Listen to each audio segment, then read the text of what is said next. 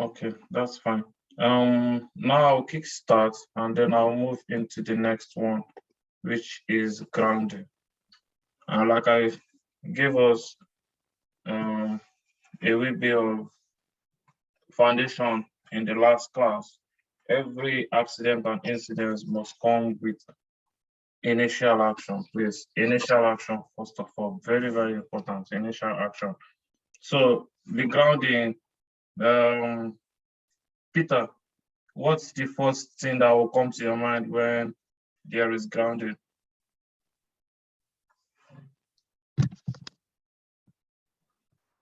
And the first thing that will come to mind when there's grounding is to raise the alarm and inform every other person. Okay, so what action is this? What action is Sir, this called? What action? What actions are this called? these are the initial actions Initial taken. action. So the first thing that I wanted to know is when you face any emergency, please, when you face any emergency, the first thing that should come to your mind, what are the initial action? What are the initial action? Then after initial action, we go to assessment. So now let's come back again. What would be the initial action for grounding? And that's what I've put down here. So initial action for grounding is first thing first, have stop your engine. And the reason for this is, you see Peter's answer. Peter's answer, I'll just take it away from the screen first. Peter's answer was raise the alarm. Peter, is that correct? Yes, sir, that was what I said. Okay, raise the alarm. But when the vessel is on 5 knot speed and then it's grounded and the engines are still on, what would be the first thing that you will really try and do? To shut down the engine, kill Shut all down the the power on engine, the engine. raise the alarm. Are you following me? Shut down the engine, raise the alarm. You don't want to leave the engine on because that has failed someone's in his order. Left the engine run. You went down, went to go and sound alarm, went to go and muster everybody, check that everybody's passenger and crew are well okay before he now came back and shut the engine. At that time, you have spoiled the propeller or Z drive or whatever propulsion that your vessel is using. So please, please, and please stop engine if the engines are working. And of course, when you are grounded, the engines will be working because one thing I know about when you're grounded is first of all, you first try to bring yourself out and you get that vibration due to the struggle that the vessel is trying to struggle with the ground. So stop your engine first, please. So you try and let them know. Have a quick round of the surrounding, blah blah blah. That's just like a quick round of the surrounding, what's going on, situational awareness and stuff. Then let's go on to sounding the emergency alarm. But like I said, it's not like you will take all the time in just stopping engine. No, the engine is just 2 seconds. I'm talking about you being in control of the vessel as of that time. You stop the engine, quick look around, press the emergency alarm, then muster and give instruction for head count, check for muster everyone, check for head count, check for missing or injured personnel. Then also you call the master to the bridge if it's not. So you can see some little wee bit of actions that I've even done before calling the master as well. The master is to be called immediately, but you don't leave the engine on around to call the master. You don't leave the emergency alarm on. You leave the emergency alarm side of it and run to call the master because that's what I'm talking about, you chief officers and second officers. You leaving that aside, you've just created even more issues than necessary when the master actually comes up. It's not like it's just going to come up and be the, in quote and unquote, the Angel Michael that saves today. You have also got to take some immediate action and initial action. So yeah, that's why I said, whoa, we are ground, stop the engines, preserve the propellers, have a look, sound the emergency alarm, and let them start counting, let them start mustering, let them start checking for missing and injured personnel.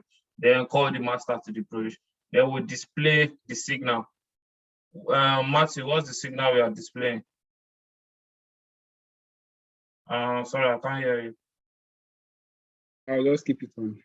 So at night, 2 all-round red lights in a vertical line plus anchor lights. Then daytime, 3 all-round balls in a vertical line. 3 all-round balls. Then sound signal. Do I need to? Should I continue? Yeah, what's the sound signal? Okay, sound signal. So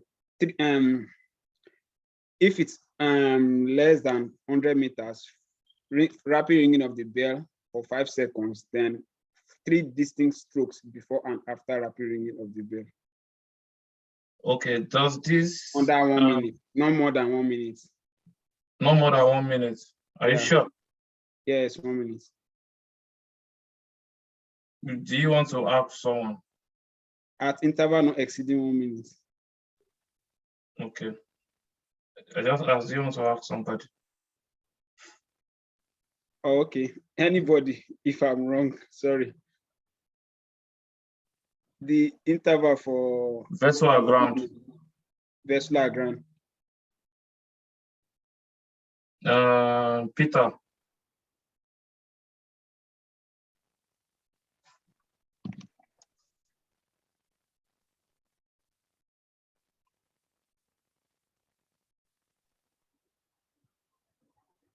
I can't remember the sound. Okay. Nima, I've been November or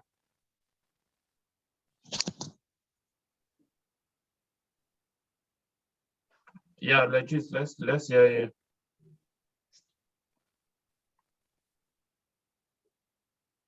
Yes.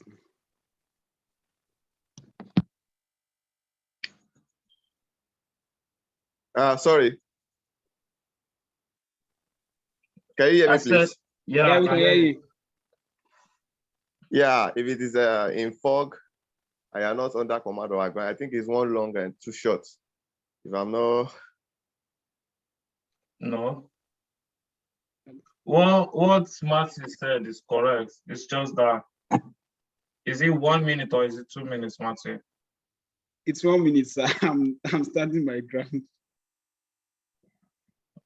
And that's, I mean, anchor.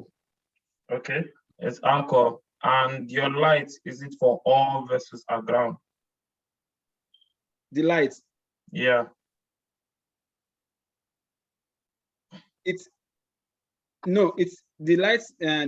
It depends on the size. Exactly. If it's less than 50 meters, one light where it can be seen. If it is more than 50 meters, if it's 50 meters or more, 2 that anchor light forward and aft, the forward one being higher. But if it's more than 100 meters, they can also on the deck lights. Thank you. All this needs to be complete in one go. You get, especially when the size is not yet. I mean, when they not give you the size, you have to specify it. Because when you just say it like that, it just makes me look okay. You have in your mind, you just assume that the vessel is so size. I don't know if you catch what I'm saying. All right. So try and elaborate it if the size is this, if the size is that, so that everybody will really catch a full picture of it. What did you say is the day shape for vessel aground? 3 all-round balls in a vertical line. 3 all-round balls in a vertical line. For not under command as well. 2 balls, 2 black balls in a vertical line. 2 black balls in a vertical line. For restriction ability to maneuver as well. The upper and lower ball, the middle one diamond. The middle one diamond. Thank you. As long as we're able to catch this is perfectly fine.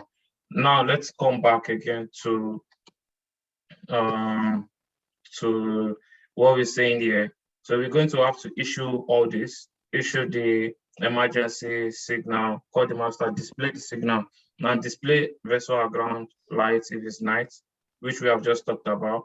We display the shape, vessel aground shape, which if it is day, that's 3 black balls in a vertical line, a fog signal, and then we close all watertight doors. Make sure watertight doors are closed, and the reason for watertight doors because of ingress of water.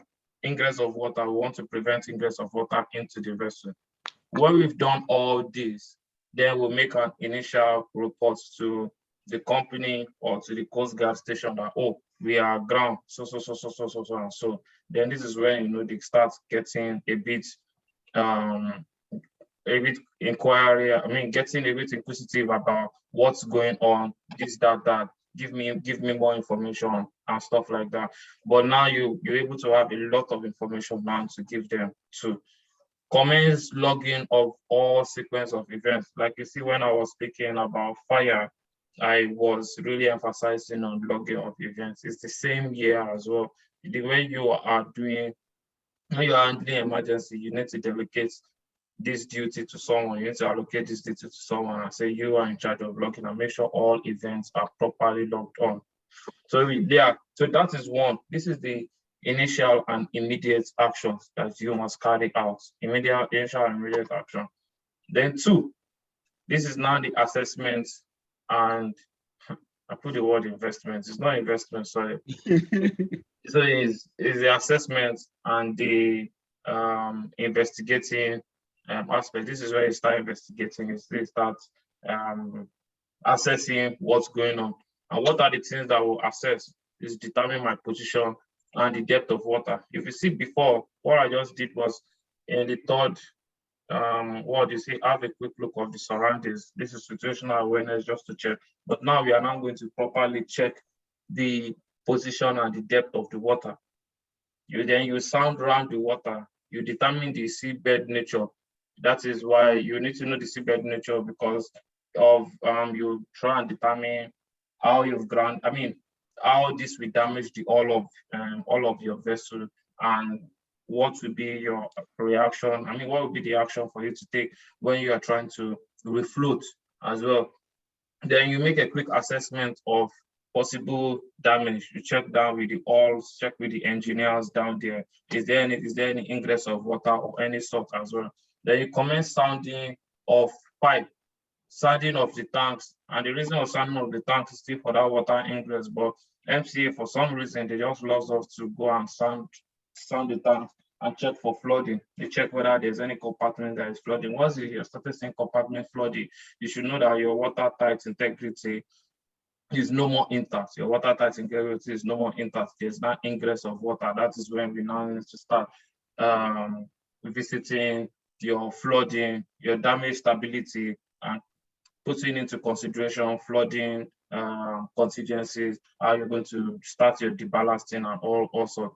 Then you check around the vessel for pollution due to spillage from vessel, especially if you are carrying oil that will cause oil pollution in the water as well, or any even cargo that will cause oil pollution in the water. Then you need to start checking around the vessel and put out your mitigating procedures as well, such as SOPEP. Now, very important, you assess the tide and determine the next tide if it's low tide, because if you're grounded in low tide, then you might be lucky. All you need to do is wait for the high tide, and maybe you might be able to refloat depending on how far you've gone.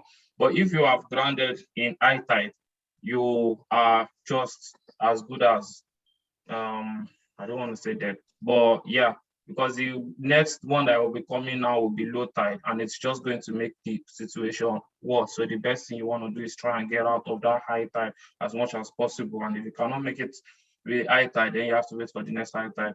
So assessing, so all these things you've just done is just quickly assess. You've quickly assessed your position. You've quickly assessed the depth of the water. And when I mean depth of the water, like evergreen vessel, she got grounded at the bow. So you'll be able to assess, okay, this is my own position and I got grounded at the bow. So what I just need to do is to really find a way and refloat from the bow as well. If it's at the stern, which is kind of a bit scarce, not usual for you to be grounded at the stern there, but it's mostly, at the bow, because that's where you're going, especially if you are going ahead. Determine it, sound round the tank, determine the seabed, make a quick assessment of possible damage, commence sounding of the tanks, then quick round for pollution and all those things. They assess your tide. So from all this information that you've gotten, you will now be able to now move into the next stage, which is now let's refloat the vessel, which is now your contingency action. So if you see, my first one was initial and immediate action on what to do immediately. Have quick stop engine and quick look, sound the alarm, call master, display a signal, close all water tight doors, initial reports, update the AIS status, logging of all events is always very important. That logging of events, I cannot stress it, especially if you are doing the orders in UK. Secondly, moving to the assessment side is now, okay, how are we going to reflect? You cannot just, okay, let's start carrying out controls. No, you have to first make some assessment. And I'm going over this again because this is quite important. This is when you come into the assessment side. Now determine position, sound the vessel, determine the seabed, quick assessment, sounding of the pipe, check around the vessels, assess the tide, determine when the next tide will be, if it's low tide, and then that you can now make some constructive and a well-appraised decision. Then we'll move down to the next one, which is, of course, can anybody tell me the next one after you've done assessment? What's the next action? Contingency. Contingency, thank you. So now it will not be the control for contingency action. And what's contingency now is now, let's try and bring ourselves back, which is one, commence action to refloat the vessel. So commence action to refloat the vessel, you should also consider, because that's another thing that the examiners, and that's another thing, not only examiners, that we seafarers also should put into consideration, especially skippers and officers in high positions as well. If there have been damage to the hull, it might sink the vessel. So there will be consideration to properly beach the vessel. So when I mean beach the vessel is you now purposely grounding the vessel yourself. And how do skippers do, how do masters do that? They just go fully ahead. And the reason why is because if there is damage to the hull and it's sitting right there on the ground, if you bring the vessel back into water, the only thing you will just do is there will just be water ingress and you're just going to end up sinking this vessel. So instead of sinking the vessel, it's just better you properly beach the vessel, and then there will be some out of the water repairs and all those things before you can now properly bring in the vessel back to water as well. So one thing that you need to take note is that I'll first of all try and assess. That's why in this assessing of in this assessment side here, where is this? Yeah, make a quick assessment of possible damage. So if your hull is damaged, you make a quick assessment. You also check sounding of tanks. If there's water ingress into the tank, it will not be appropriate for you to be thinking of refloating the vessel immediately. You need to try and sort that out first. So that will now make you have an action. I mean, that will now make you have a plan. Or do I want to refloat the vessel? Or I want to properly beach the vessel. Beach the vessel only comes once in a while, to be honest, but you just need to have that idea that, you don't just refloat vessel, especially if there's damage to the hull, you will just end up sinking everyone. Then after that, you need to consider the ballasting, and the ballasting is trying to lighten up the vessel. Are we going to pump out the ballast as well? Are we going to change the trim? And like I said, it might be by your bow, that's where you're grounded, and then the stern is clear. So what you just need to do is take out ballast from the bow and put more ballast into the stern, and then your vessel goes stream by stern, and then you might have a little bit clearance from the by head. However, it doesn't always solve the situation, but it might help as well. But when you are doing that, also you need to pay full attention to your stability. You don't want to overdo things as well, or else you just end up in another situation. Consider the use of damage stability booklet to prevent progressive flooding. So you see, when we are doing the assessment as well, we are checking, is there ingress of water into any tank or so. When there's ingress of water, there's a book called the damage stability booklet on board.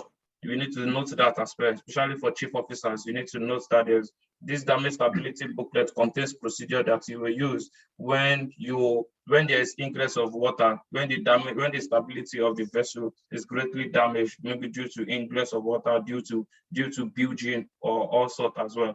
And these procedures, there are procedures being set down in this damage stability booklet that will help you to know what to do, to know the equipment that are available for you, such as air pump, such as the ballasting pump, and all sort of connections that you will use in trying to prevent progressive flooding, and as well as eliminate any flooding as well. Then, if you are unable to refloat the vessel, that's you've tried everything that you want to do and you are still unable to refloat the vessel, then it's better you call for assistance, because some skippers and some masters, they're just shying away from calling for assistance because, oh, what will my company tell me, or stuff like that. Now, I said consider towage or salvage, and that's, like I said, that's another maritime law topic which I'll go into. But in just a wee bit, the summary of it is towage is when your company contract, or company or coast guard or whatever, or anybody assistant, we contact a towage company to come and tow the vessel out of wherever she's grounded.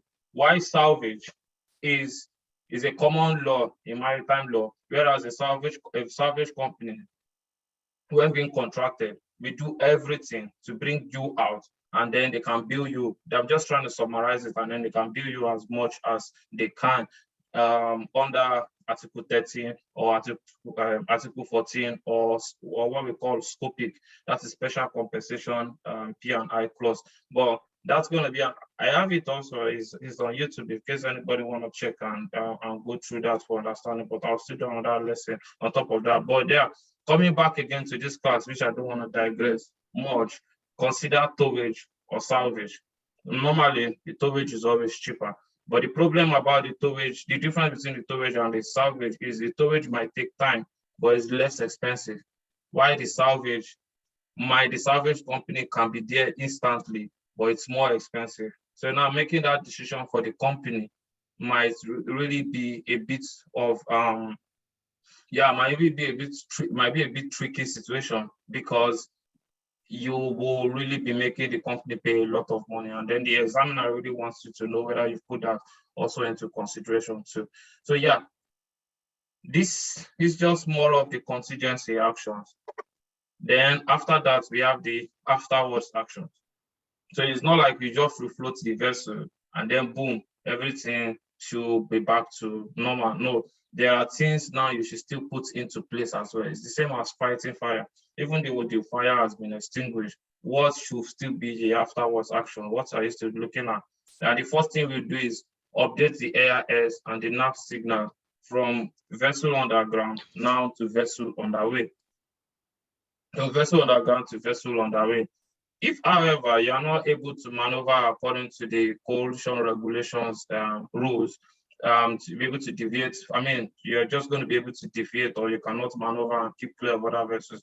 You are not to put vessel on that way. You have to put vessel not under command. You are not aground, but at this time you are not under command, because you are still sailing, but you are not just able to keep to the rules as well. Update the AIS, update the nav signal, then proceed to the port of refuge. Because after grounding, we should expect that at least there should be some slight or major damage to the hull. So you cannot just get procedure like that. We want to know that you proceed down to the port of refuge. Now, this declared general average, this is an answer for chief officers and masters as well. But this declaration of general average is another maritime law. Topic. And generally, what general average means is that if so many, in a sea adventure, such as a ship, let me put MT Ayo. MT Ayo is moving from Nigeria down to South Africa, and along the way she got grounded, and instead of now still moving to South Africa, she now altered her course and went down to Puerto Rico to do, for port of refuge. With that, so many people will lose money.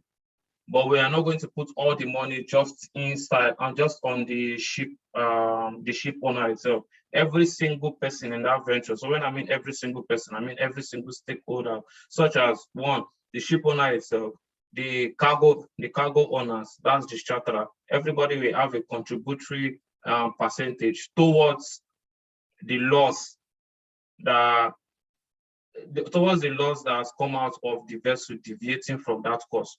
So that's general average, and the master himself is the one that will declare general average.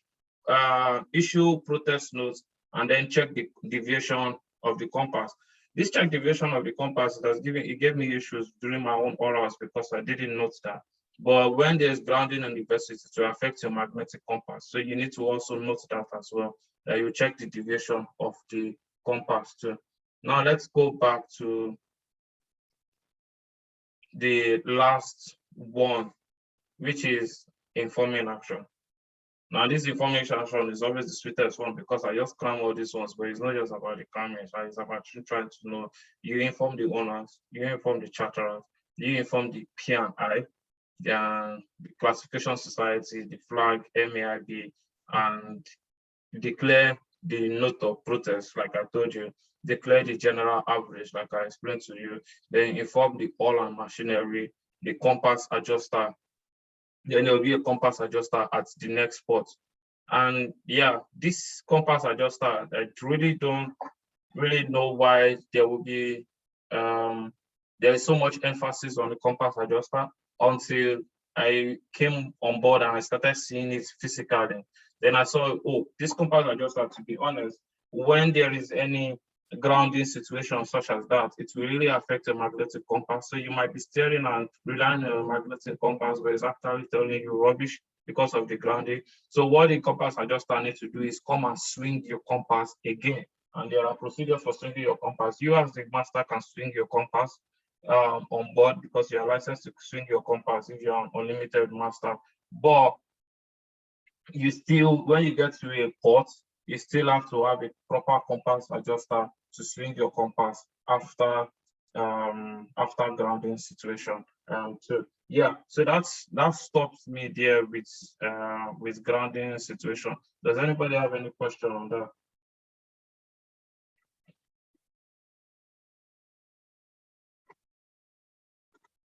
Okay, now that goes to my own interesting side. I will just start calling. One, Chikadibia, let me know what will be your initial action in grounding. 3 initial actions.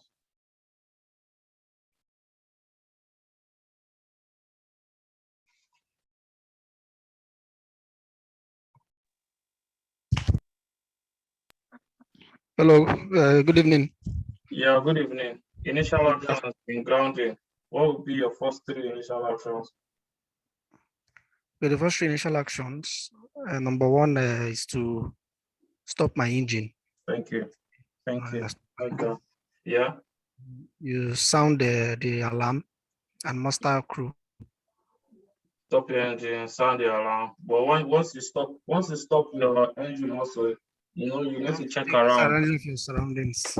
Yeah, you need to check around as well. And there's something I didn't put there too, which was for you to send an urgency message or a distress message too. You need to send an urgency message or a distress message as well. So the urgency message is to everyone, but it can be upgraded to a distress mayday messages to alert everyone around that, oh, I have lost, I'm now aground. So yeah, thank you. November Alpha, what will be your first 3 assessment action?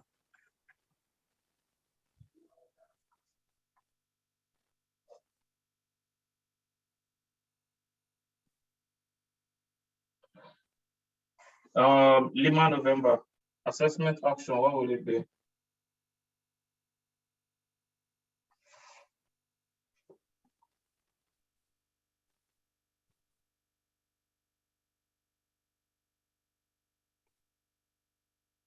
Okay, I think I'll just come down there and help us here.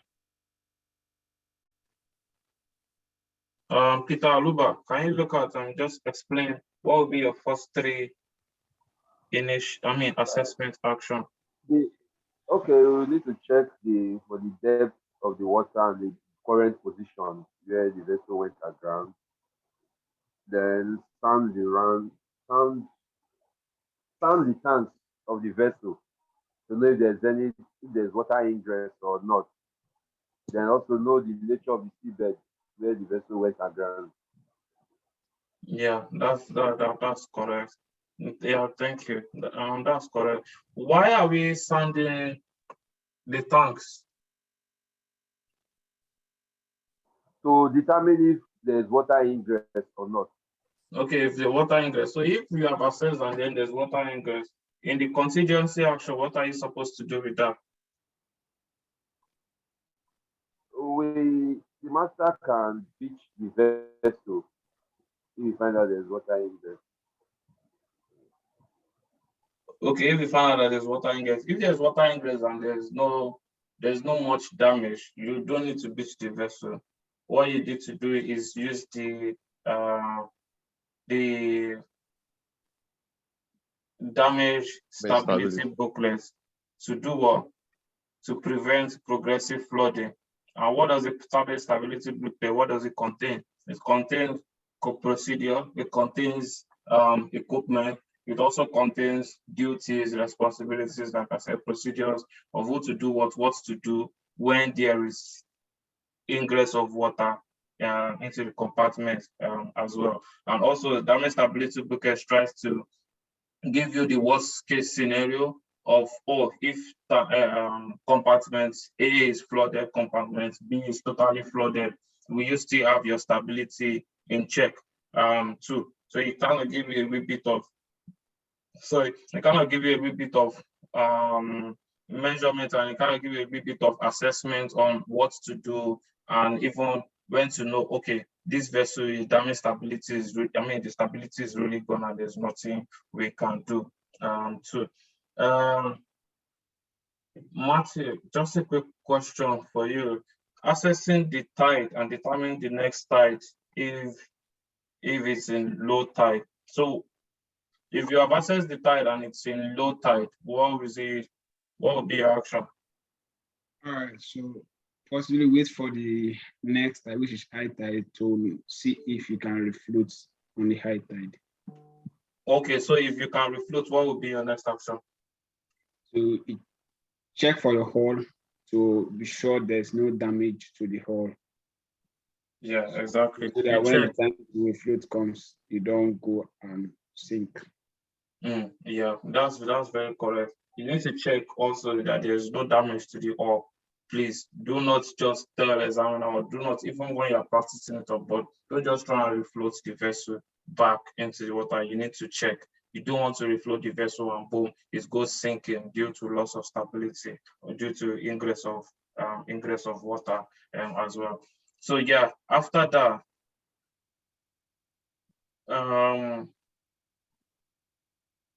towage and salvage as well. Who are you going to call for that?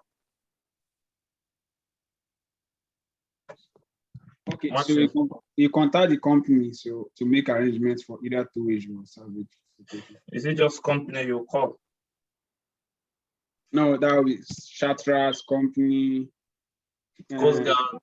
Coast Guard. Also, yeah, on your channel 16, on your midday, you are grounded and everybody is required to come to assist you too. Now, afterwards action. Peter, are you there? Yes, sir. Okay, so now you update the AIS and nav signal to what after you have refloated? Yeah, we'll update it to from aground to underway. But if you find out that there's much damage, you can put it or not under command while it's still going. Okay, yeah, but not damage based on that no command. Thank you very much. That's very, very helpful. Legit, what will you do with your compass? after refloating. Okay, after refloating, you call the next port of refugee for a compass adjuster. Well, as you said in your quote, that the master can do it. It's an unlimited master. He can swing the compass by himself. But even though at that, he still needs to call for compass adjuster, show assistance to swing the compass, to get the correct accurate compass. Thank you. But while you are sailing down to your port of refuge, you also need to check your deviation too. Please note that you just check that the deviation is not much, so it's not like you are relying on a compass that is not reliable as well. For masters in the class here, when you are proceeding to port of refuge, you have to declare general average, declare general average, and issue protest notes too as well. Then inform, like I said, we've informed the owners. You just have to give them a full report, the chapters, the P&I, classification society. And this is very, very important, classification society, because it's the org and the flag are very important also. Yeah, I see your hands up. I'm coming. And then MAIB, they declare note of protest, general average for corporates, inform all our machineries, and then your compass adjuster at the next spot. Yeah, legit. Okay, so my question is, assuming we are on that way, maybe in a narrow channel of another new country, maybe we are sailing from here, from Nigeria to maybe South Africa, and then the captain is not familiar with the route, the channel, he calls for a pilot, and then by chance, the pilot runs the vessel aground in the channel. Does the crew take any blame, or is it sanctioned? Is the master sanctioned for that act? Because we know the master is overall command, and this is not his fault. The pilot was given a wrong command, but meanwhile, he's the master of the vessel. So is it sanctioned in any way, or is it punished by the company? And then what does the letter of protest, what does it entail? Please, thank you. Okay, yeah, thank you. Thank you very much. Yeah, you can put your hand down now.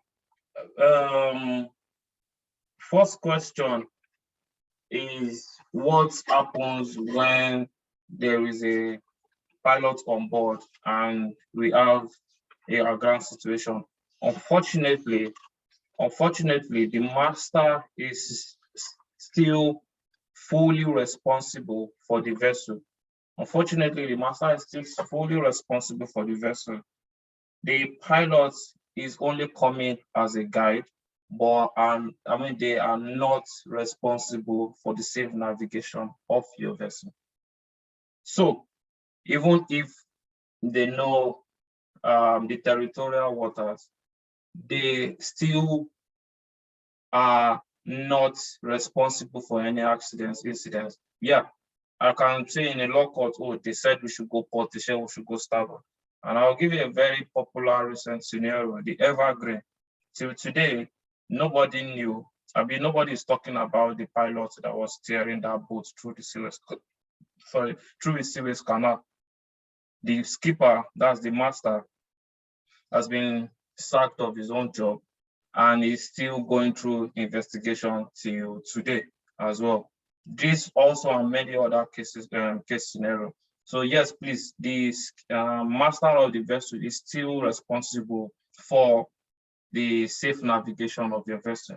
Accident or incidents, yes, they might come and blame the pilot, but the major bulk of the whole blame still comes on the master. Unfortunately, I'll say, yeah.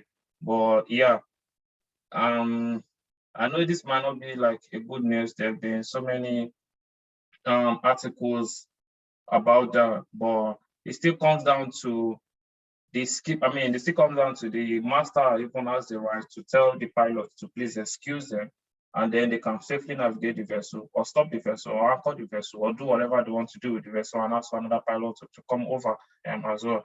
But what they're trying to really distinguish themselves for is to, oh, there's pilot on board, boom, all responsibilities and everything, the care of the responsibility of lives on this vessel are now bestowed on you, do as you wish. And it still comes back to say, no, the master is still solely responsible. So yeah, in any case, in this kind of case scenario, please, and please, you as the master is still going to be responsible. And that is why you see Masters still take full responsibility of their vessel.